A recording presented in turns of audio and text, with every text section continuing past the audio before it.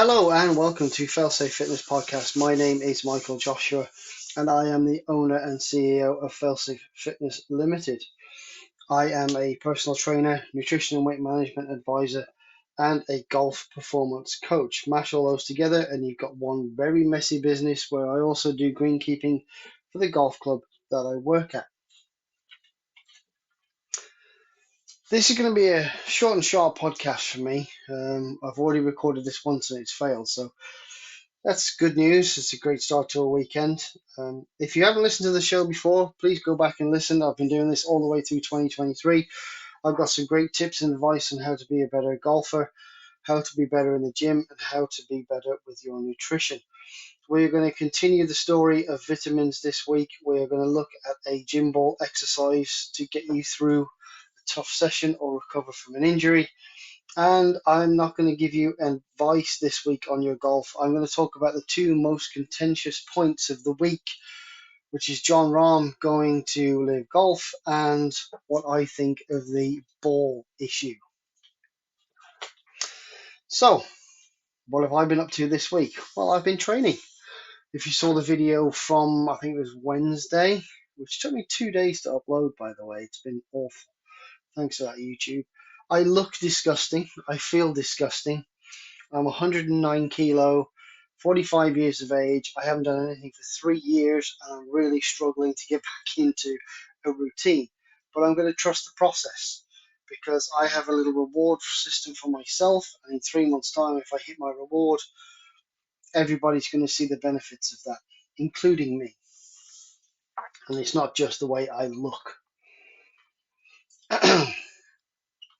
So, yeah, it's been an interesting week. I've struggled a little bit. The first session was a lot of kettlebells and a bit of squatting, and I really did feel it. I think DT, which was one of my favorite workouts at CrossFit, really did. I did struggle with DT. But I got through it and we're getting on with it. Clients this week, we've managed to, between you all, well done, congratulations. You've lost 15 pounds in weight. You've lost 7 inches of different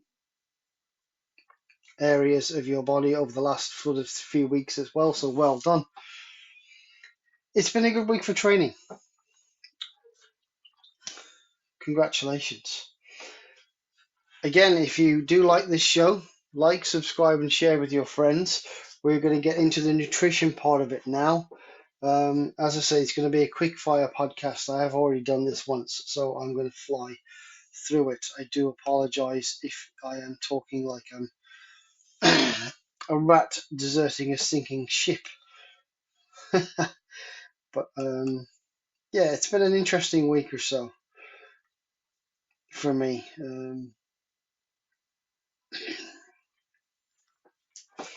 I'm trying to find my little doodahs. But yeah, we're going to talk about some more vitamins. Obviously, we went through the A vitamins and B vitamins for the last couple of weeks. It has been interesting to see your response to that. Thank you very, very much. It has been a pleasure looking at some of the comments that have come off it. A lot of people don't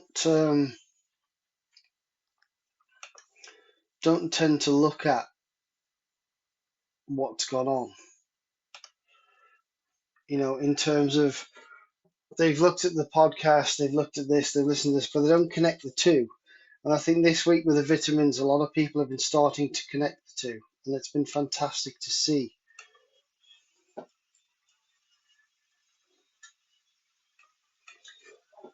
So let's get into it. So vitamin C, D, E, and K are the vitamins that we are going to be talking about this week. And they're the last ones on our little vitamin cheat sheet, which I will put up on the blog at some point. Vitamin C, as we all know, is an antioxidant. It helps make new cells and improves your immune system. So getting out there, getting some fruit juice in you, getting some peppers, some broccoli, tomato, and spinach, those are the biggest contributors to vitamin C. Please take it on board, especially in this weather. It's going to help improve your immune system, especially after the last 3 years we've had. Vitamin D strengthens and helps form bones, teeth via calcium and phosphorus, egg yolks, fatty fish, liver, and sunlight. Now, if you live in the UK, you probably haven't seen any sunlight since the end of goddamn June, because all it's done is rain, rain, rain, and rain some more.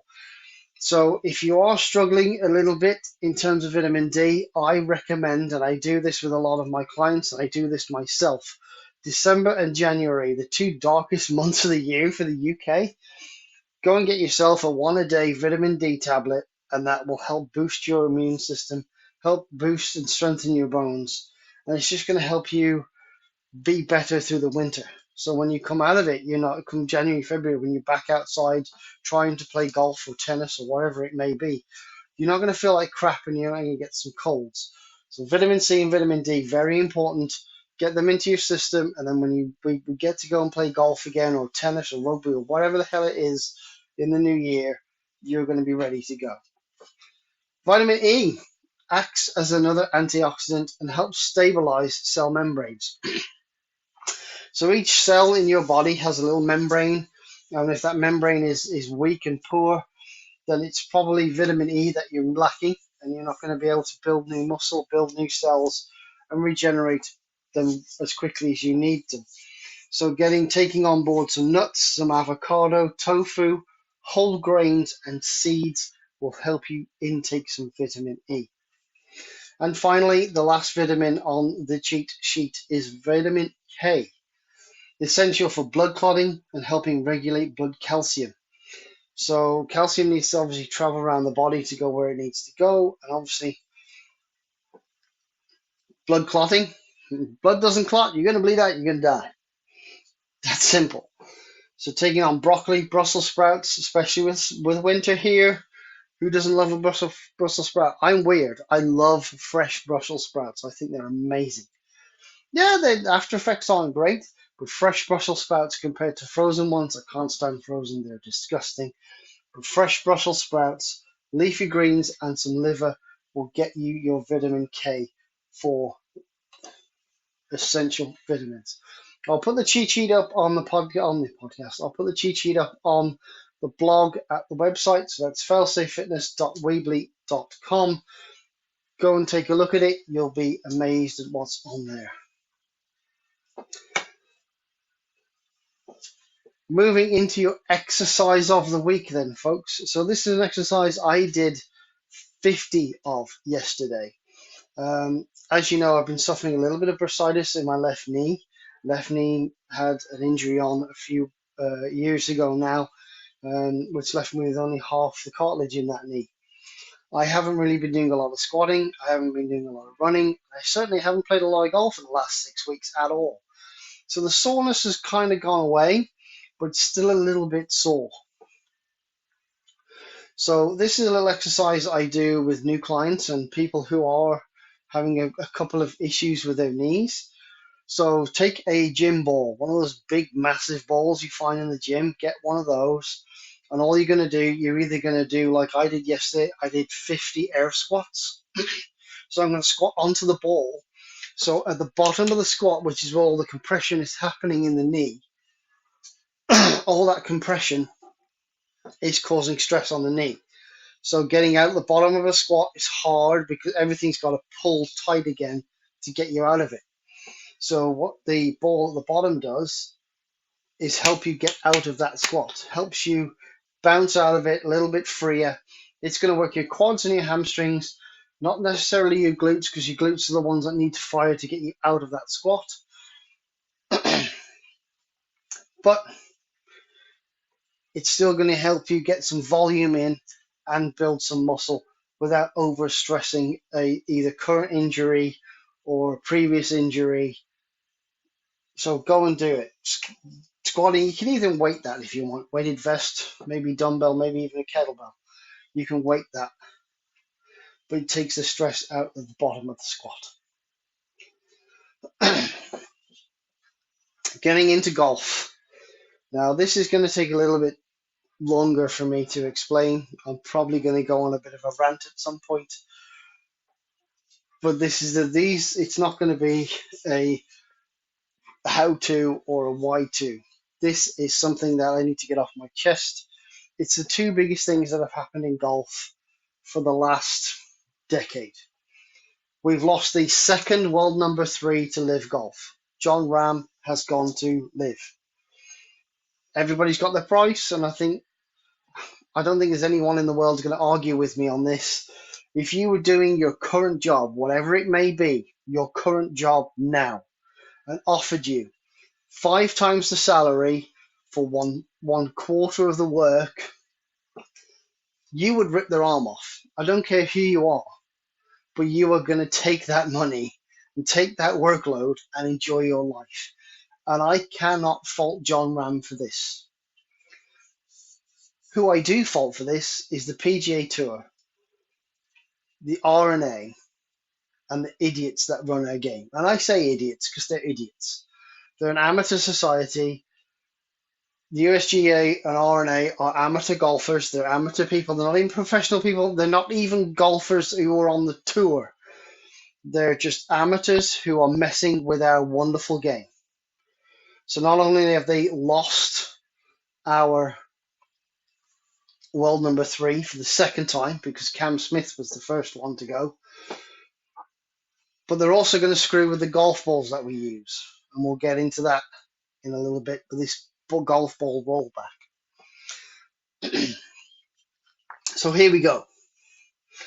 Jon Rahm, I think, has left the PGA Tour because the leadership at the PGA is done. I think Jay Monahan has done a bad job. He stepped up to the plate when Liv kicked off. He kicked everybody off the tour. And I think rightly so. I think they did this, they did that. They took the money, they've taken the consequences, they've left the tour. Great. Done. See you later. We don't need you, and I still don't think we need them. I still think we need Jon Rahm. But then the PIF go above his head, and the tour board have negotiated that the PIF are going to underpin the PGA Tour and the DP World Tour, and they're going to run it. And PGA Tour is run as non-profit, and then it's going to be for-profit, which, yeah, whatever. After a year of going cap in hand to sponsors to try and keep players on the tour, clearly everybody's got a price, and you can't compete with the 650 billion that the PIF have got. Elevated events, I think a lot of players, including Jon Rahm, were suspect over these elevated events. There's 8 or 12 events next year are going to be top 50 or top 70 with no cut. That's disgusting. You're just making the rich richer. There's no advantageous thing for the tour to do that. Then PIF and PGA. Now, by the 31st of December, there's got to be an alliance and an agreement reached so that the PIF and the PGA Tour can work as one. Because this merger wants to happen. So Rahm going to Live is probably, I'm going to take the money while I can get it. I'm going to secure my children's future. And I'll be back on the tour inside 12, 18 months, maybe 2 years. He's 28 years of age. He'll be 30 when that happens. And he'll have enough money in his back pocket to pay whatever fines or whatever he needs to get back onto the tour. And he's probably secretly somewhere signed his agreement, and somewhere in that agreement says whatever fines the PIF will pay to get him back on the PGA Tour. And the other part of it with Jon Rahm is his endorsements. So we all know that early in 2023, he signed a deal with Callaway. Now, Callaway did it weird. They were sponsors of Phil Mickelson for a very long time. And, Rahm has stepped to the forefront with Paradigm coming out. And he's won 5, 6 tournaments this year, something like that, as well as the Ryder Cup. Rahm believes that their equipment is great, and leaving TaylorMade was probably one of the best things he did. He could negotiate, had negotiating power as the world number 3. So how does him going to Live affect that deal? because he was given like a percentage of, I think it was Top Golf. And Top Golf turns over 300 million a year.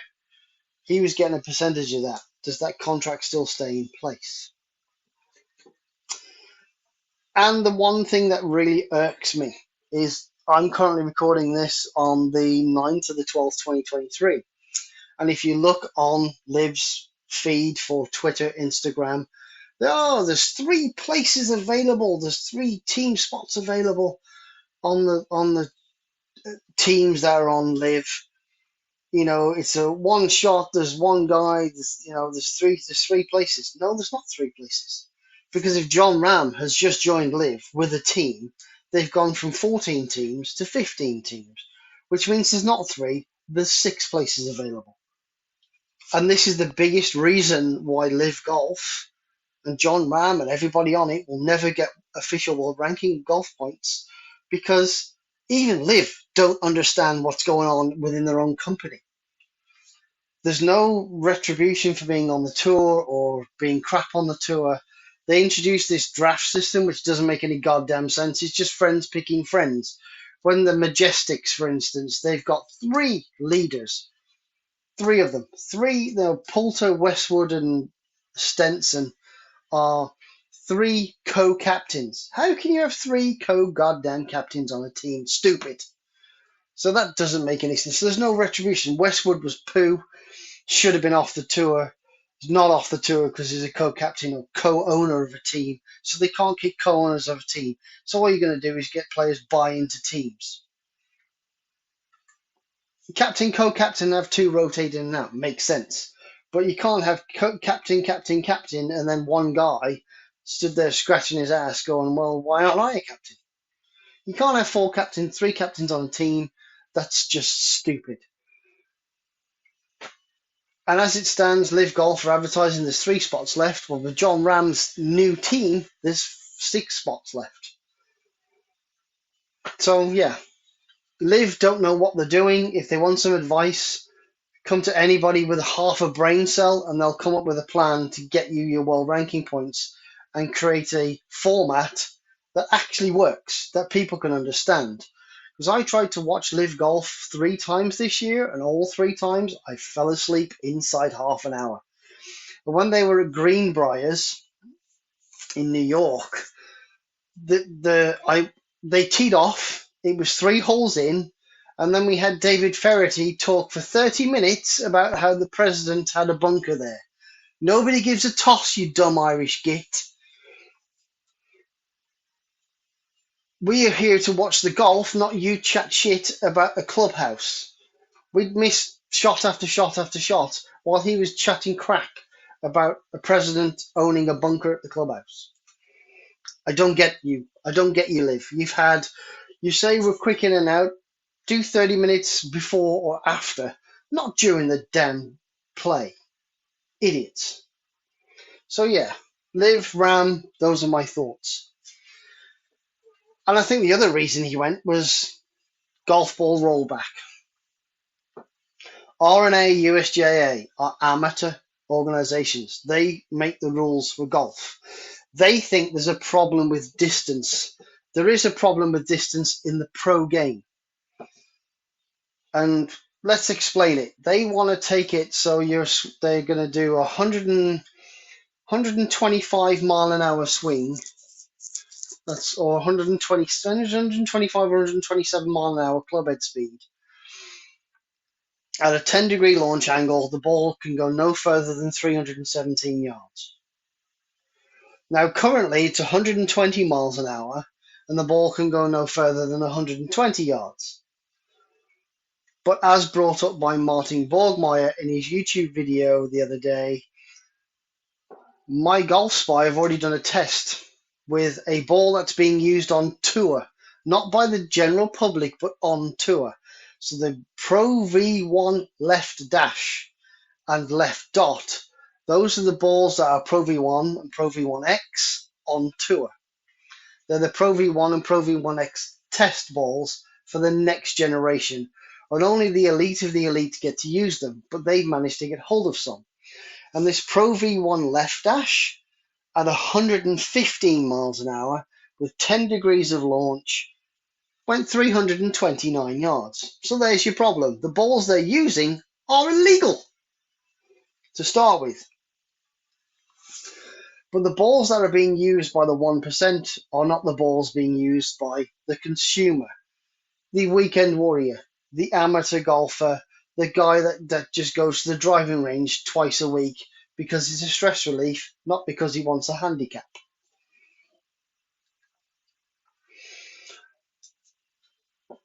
So the problem is with this new rollback is who's going to pay for it? We're going to pay for it. As the consumer, we are going to pay for it. Because since I came back to golf in 2019, Pro V1 golf balls have gone from £40 a dozen to £55 a dozen. So in 4 years, they've gone up £15.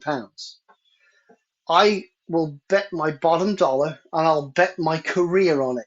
And if this doesn't happen, I will quit golf. By the time 2030 rolls round, Pro V1 golf balls will not be £55 a dozen. They will be much, much more expensive. 5, 10, potentially up to £70 a box. Because we, the consumer, are going to have to pay for Jordan Spieth, Justin Thomas, Ian Poulter's sponsorship money and the cost of the R&D of this golf ball. And taking 10 yards off a pro is like taking 20 yards off an amateur. Personal opinion. We don't swing the club fast enough. We don't. So why are you punishing us for something that they do? Is the other argument.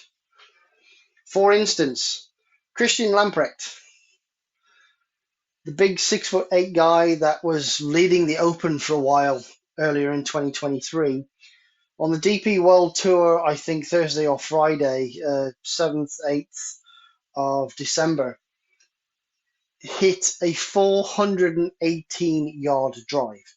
Taking 10 yards off 418 ain't going to do shit. But taking 10 yards off an amateur that only hits it 200 yards, which means on a par 5, he's not even going to get close to the green in 3. He's not even going to get inside 50 yards in 3 shots. That's bad. And we're going to have to pay for this as consumers. So my advice to the USGA, the R&A, the USPGA, and the DP World Tour, and the PGA Tour, or any tour, is set your courses up better for golfers. Now, they're moaning about distance, and the courses are getting longer. They're getting too long for amateurs to play on. They're not long enough for the pros to play on. But did anybody moan about the Open Championship being won on a golf course that was tight with tough rough and narrow fairways? No. It was won fairly by an American who didn't hit it very far because he didn't have to. Tiger won at the very same golf course in the Open and only hit one driver all week. Which goes to show if golf courses are set up properly, they are a challenge for the professional golfer. If they average 280 to 310 yards, then put some bunkers out there at 280 and 310 yards. Put a stream, put a crossing, put something out there on these golf courses. Move tees closer, further forward to those hazards rather than further away. Ryder Cup golf course was perfect this year. They had the little par 4 that you could hit a driver or a 3-wood on. And the risk reward challenge was awesome. We saw, Ricky Fowler stick it in the water and Tommy Fleetwood beat him for the Ryder Cup. I think that's excitement. That's what people want to see. That's what people want to go and see. I don't care whether a golfer is 20 under par every week. I just want to see some good golf because we're not capable of that. And I think they've gone down this rabbit hole of distance instead of looking at the other factors that are making golf such a crap sport at the minute. And Live are not doing anything better. And by the way, on Live, last point on Live, John Ram said he's gone to Live to bring awareness to golf. Good luck with that, John, because I've posted this before and I've posted it on Twitter. I got some hate for it. But Twitter, Instagram, Facebook, I've put the post out there that Live averaged less than 300,000 views while it was on for the whole weekend. The PGA Tour, 1.7 million. So they're getting not even a fifth of the viewership. So good luck spreading the golf to in a company that nobody's watching because nobody cares. And what makes it even worse for Liv and for John is if it goes to a playoff on the CW, which it did, I think it was Greenbriers again. I'm sorry, I hate the course, but they went to a playoff at that golf course, and the CW went, no, we're going to. They were showing like I don't know Desperate Housewives reruns, and they were unwilling to change their schedule because the live event was going to a playoff. That's how uncaring and second rate that whole thing is. When the company they've got a TV deal with doesn't give a shit about the result. Sorry, but there it is. So yeah, the other thing going back to the golf ball is the cost to consumers. And it's only going to cost the consumers more money. So I think this whole rollback thing is terrible. And the only other thing we can do, and the distant thing primarily has been a problem because they allowed manufacturers and OEMs to change the golf ball. Then they allowed manufacturers and OEMs to change the club heads. So the biggest thing is driving distance. And I mentioned Lamprecht with that 418-yard drive. Now, would he be able to hit a 418-yard drive with a Callaway Warbird from 1992? I don't think he will.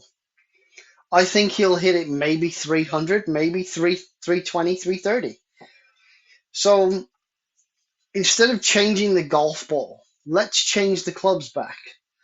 But the problem with changing the clubs back to where they were is the cost to the consumer. The average weekend warrior, the average golfer that doesn't hit it 300 yards, that doesn't even hit it 200 yards off the tee. It's always the average amateur golfer that is going to pay for that cost. And like I say, paying for that cost is a new set of golf clubs, brand new, cheap set. You're looking at 300 quid, £300 to £500 just to get you on the golf course. Then you get a little bit better. Then you go to the clubs, etc., etc. Then you're looking at something different. So now you're looking at proper sets, fittings, and you're probably looking 2 to 3 wedges, anywhere 150 to £300. You're looking five to pitching wedge on average, normal settings. In terms of golfers, you're looking at £1,000 for a set of irons.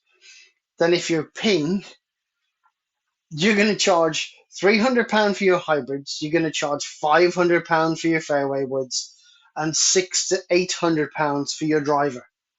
And if you have all those, you're talking £6,000 to play golf for maybe 6 months of the year in the UK.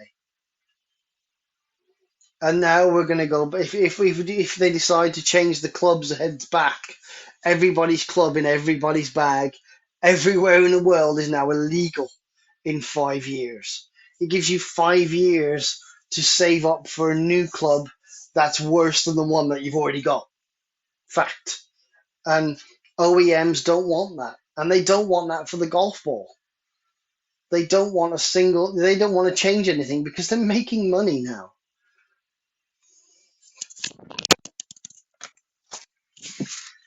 That is the simple fact, and it's sad.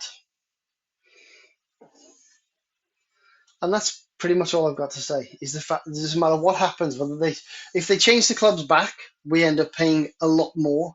If they change the balls, we're going to pay more for the balls, without a doubt.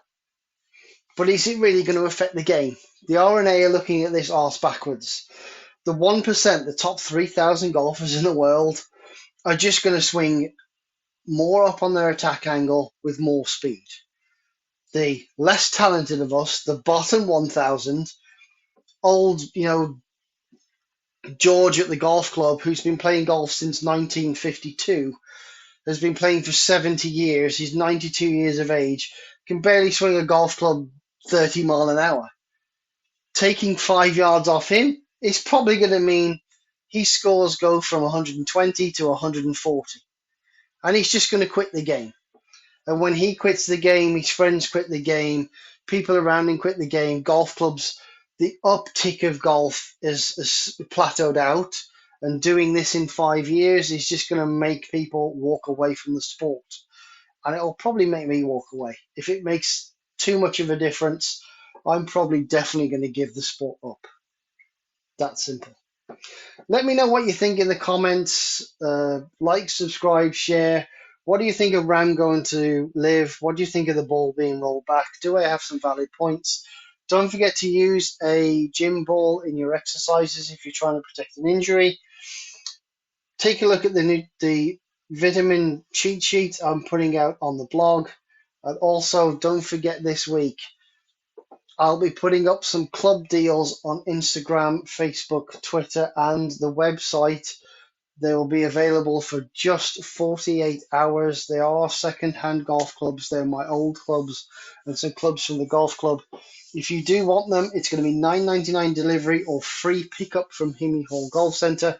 Have a great week, and I'll see you again soon. Bye-bye.